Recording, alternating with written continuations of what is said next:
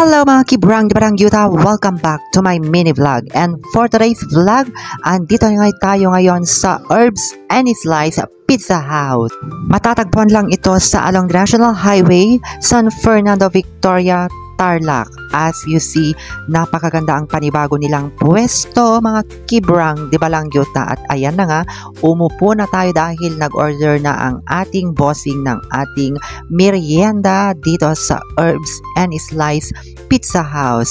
Alam nyo mga kibrang di balang yuta, dati ko na itong blinag, itong Herbs and Slice Pizza House sa Motorcycle Honda sa dating Gallego Building at along the National Highway pa rin mga kibrang di balang yuta.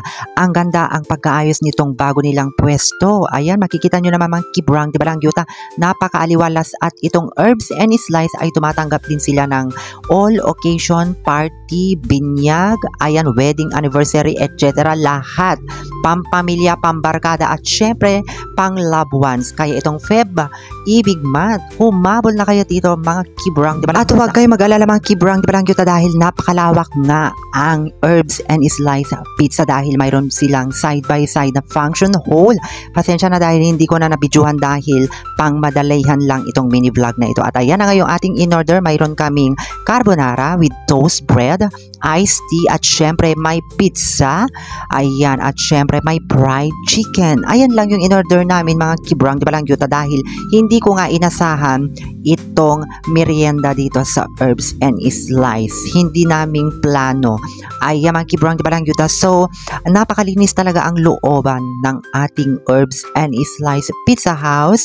As you see, ayan, napaka-refreshing at talagang marerelax ka talaga dito dahil mas pinalawak. Kaya mas lalo mag-enjoy ang buong pamilya, lalo na ang inyong mahal sa buhay. Dahil ibang-iba sa dating Herbs and Slice Pizza House, mga kibrang di balang yuta, dahil yun kasi mas masikip noon, kaya dito na sila lumipat para mas madaming papasok na magda-dine in. Doon naman actually madaming pumapasok pa rin doon mga kibrang di balang yuta. Yun nga lang yung place ay masikip. Kaya siguro minabuti ang management na dito na lang. At ang pagkakaiba mga kibrang di balang yuta, dati kasi mga kibrang di balang yuta wala silang parking lot na malawak dahil nasa building sila mismo. Pero ngayon, itong bago nilang location, mayroon silang basement parking lot. So, ayan ang kabuuan ng Herbs and Slice Pizza House.